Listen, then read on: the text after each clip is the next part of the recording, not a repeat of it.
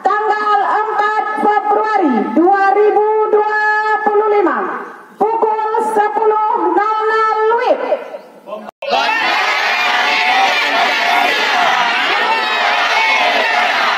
Pancasila.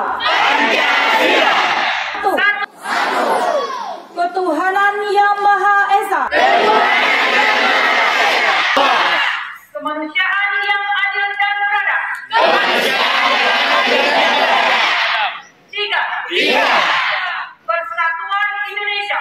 4. Kerakyatan yang dipimpin oleh hikmat kebijaksanaan dalam permusyawaratan perwakilan. 5.